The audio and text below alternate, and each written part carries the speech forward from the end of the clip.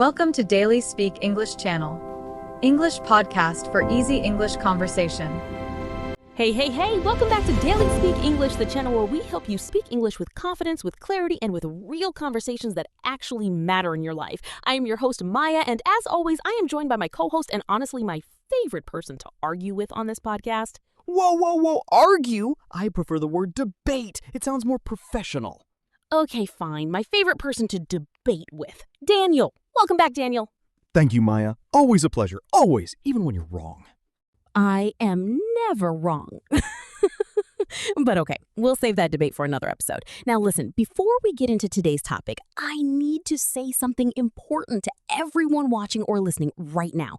If you stay with us till the very end of this episode, I promise you, your English is going to improve. Not a little, a lot. By the end of this conversation, you are going to know exactly what to say, how to say it, and how to sound natural and confident in a real English situation. We are talking about real phrases, real emotions, real reactions, the kind of English that no textbook will ever teach you. So stay with us. Do not click away. This one is worth it. And I want to add something to that. If you skip this video, if you think, oh, I'll watch it later, and then later never comes, you will be making one of the biggest mistakes of your English learning journey. I mean it. This is the kind of content that actually moves you forward. So stay, grab a coffee, get comfortable. Let's do this together. Okay, so today's topic. Daniel, you want to set it up? Yes, so today we are talking about returning an item to a store. Now, before anyone says, oh, that sounds boring, stop right there.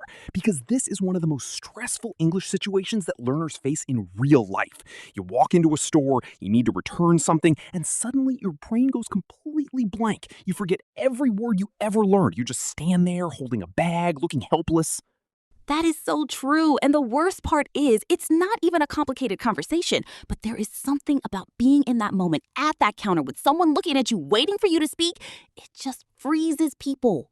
Completely freezes people. I have seen it happen. I have experienced it happen. It is real. Have you actually experienced it, Daniel? Tell us, be honest. Okay, fine. True story. A few years ago, I walked into a store to return a shirt. The lady at the counter looked at me and said, "How can I help you?" And I am not proud of this. I said, and I quote, "This shirt problem." This shirt problem. That is it? That is all you said? That is all I said. And then I put the bag on the counter and just stared at her. Oh my goodness, Daniel, what did she do? She blinked at me twice, very slowly, and then she just said, "Return?" And I said, "Yes." And she processed it without another word. That is both tragic and hilarious. I love it. But honestly, so many people can relate to that. That moment where your English just disappears on you. And that is exactly why we are here. We are going to make sure that never happens to you again. So let us get into it.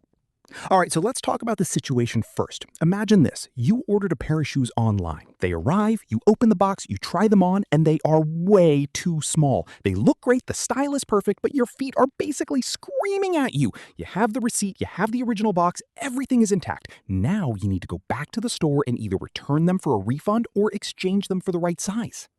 That is such a common situation. And the good news is this kind of conversation actually follows a very clear and simple structure. There are really only a few things you need to be able to say. You need to explain the problem, you need to ask for what you want, and you need to respond to what the employee says. That is it. If you can do those three things politely and clearly, you are golden.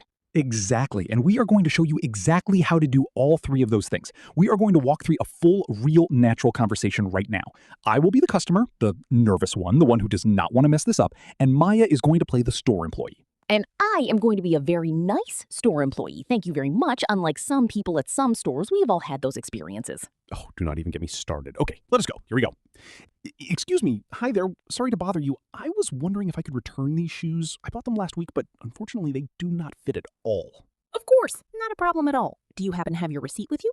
Yes, I do, right here, and I still have everything. The original box, the tissue paper inside, the tags are still on. I have not worn them outside. I just tried them on at home and realized they were way too small. Perfect. Thank you so much for bringing everything. Okay, so the issue is that they are too small. Is that right? Yes, exactly. I ordered a size 10, but honestly, they feel more like a 9. They are just really tight. I should have tried them on in store first. I know. Oh, do not worry about it. Honestly, it happens all the time, especially with online orders. Sizing can be really inconsistent depending on the brand. So I just want to make sure I help you properly. Would you prefer a full refund back to your original payment method, or would you like to exchange them for a larger size? That is a good question. Actually, do you have these in a size 11? Because I genuinely love the style. I just need them to actually fit my feet without cutting off the circulation. Let me check for you right now. One moment. Okay, you are actually in luck. We do have a size 11 in the stockroom. Let me go grab them for you, and you can try them on to make sure before we finalize the exchange. Oh, wow, that is brilliant. Thank you so much. I really appreciate it. I was honestly a little nervous coming in today, to be totally honest with you. Please do not be nervous. This is completely normal. We do this every single day. You have your receipt. Everything is in perfect condition. You are well within the return window. This is the easiest thing in the world. Give me just one moment. Great, thank you so much. You have genuinely made my day. Here we go. Size 11. Try those on and let me know how they feel. Oh, yes. Oh, that is so much better. That is what a shoe is supposed to feel like. Amazing. Wonderful. So I will go ahead and process the exchange. I will just need your receipt and a quick signature here, and you will be all set. Done.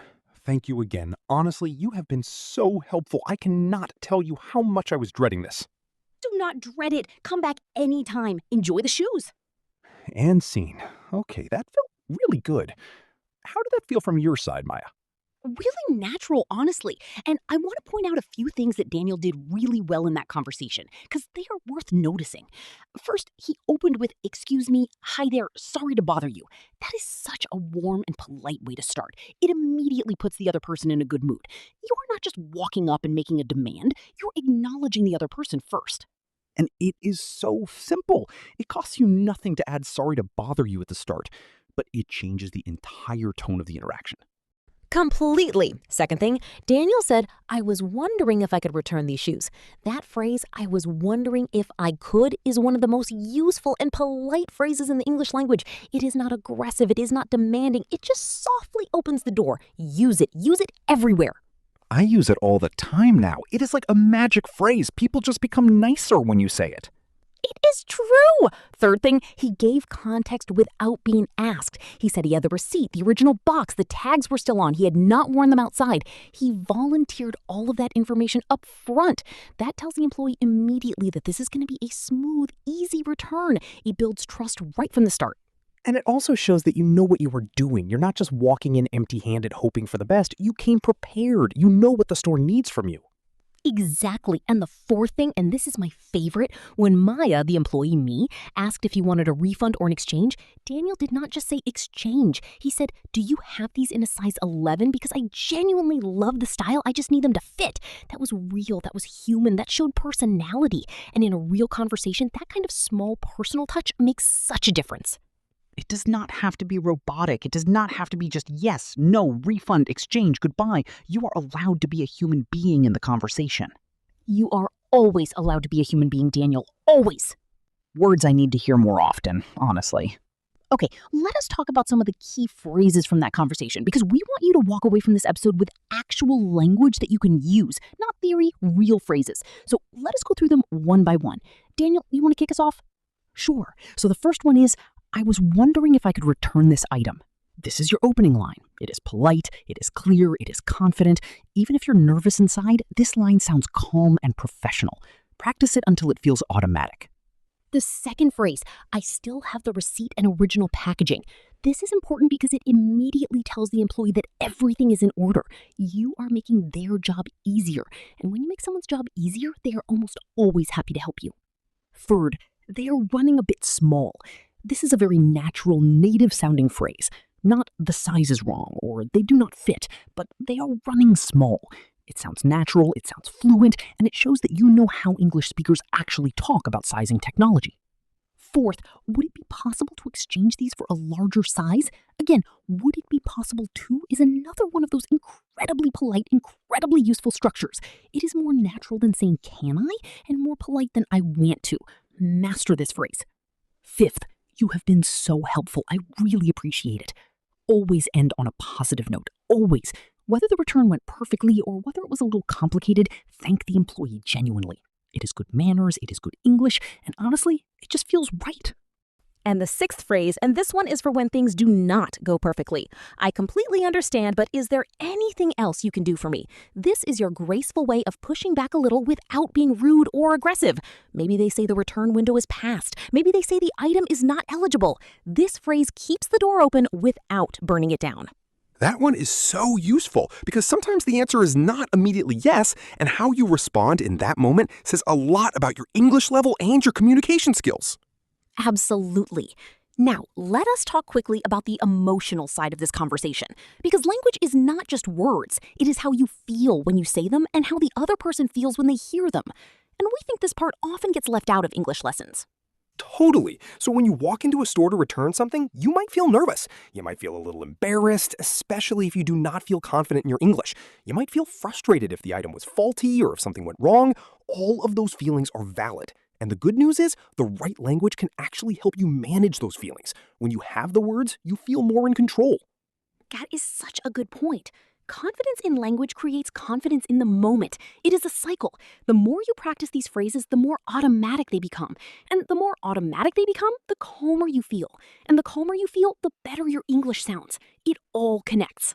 And on the flip side, if you walk in without any language tools and you freeze up, the nervousness gets worse, you start making more mistakes, you feel worse about yourself, and suddenly a very simple transaction feels like a disaster. We do not want that for you.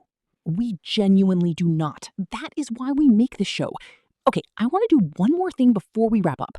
Let us do a quick little variation of the conversation, just to show what happens when things are not quite as smooth. Because in real life, it is not always perfect. Oh, I love this. Real life scenarios. Let us do it. Okay, so same situation. Daniel is returning the shoes. But this time, let us say they cannot do an exchange because they are out of his size. And the original payment method was a gift card that is no longer active. Ooh, complications. Okay, I am ready. Hi there, excuse me. I was hoping to return these shoes. I have my receipt right here. Of course, let me take a look. Okay, so I can see the purchase here. What seems to be the issue? They are just too small, unfortunately. I ordered a 10, but they are really running small. I was hoping to exchange them for an 11 if you have that in stock. Let me check. Unfortunately, we are completely out of the size 11 in this particular style right now. I am so sorry about that. Would you like to go ahead with a refund instead? Oh, that is a shame. Yes, okay, a refund would be great. The original payment was on a gift card, is that okay? Totally hear you, and I really wish I could do more. Let me just check with my manager to see if there is any exception we can make in this case. One moment. Of course. Thank you so much. I really appreciate you checking. Okay, so my manager says we can actually issue the refund to a different payment method if you have one. A debit or credit card, for example.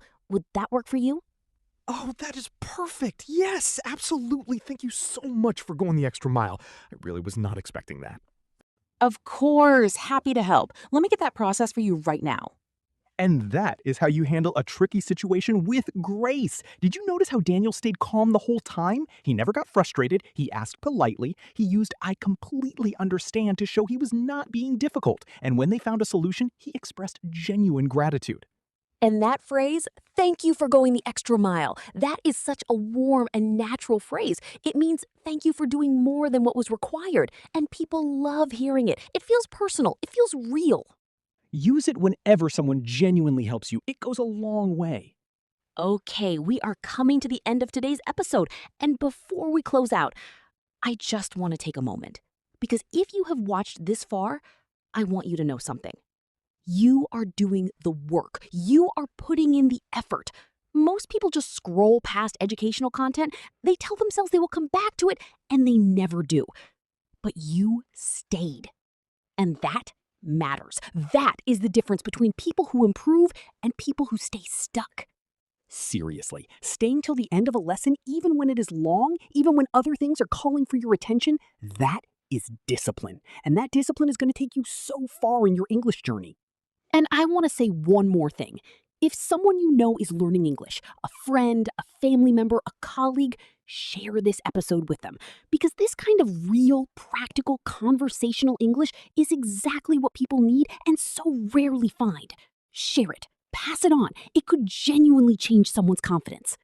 now. And we say this every episode, and we mean it every time. If you got value from this today, please take 2 seconds and hit that like button. It genuinely helps more people find this content. And if you are not subscribed yet, please subscribe to Daily Speak English right now. We put so much into every single episode, and we want you to be there for all of it.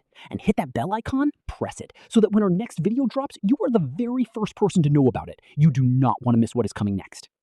And just to leave you with one final thought, every single conversation you practice, every phrase you learn, every episode you finish, it all adds up. English is not learned in one day. It is built conversation by conversation, word by word, moment by moment. And you are building it right now. I love that. Okay, on that note, if you skip future episodes, if you tell yourself, I'll watch later, and then you don't, just know that you might be skipping the very lesson that finally makes everything click for you. Do not let that happen. Do not make that mistake. Show up every time. Your future self will thank you. Until next time, keep speaking, keep practicing, keep showing up. And remember, every conversation is a step forward. We will see you in the next episode. Take care, everyone.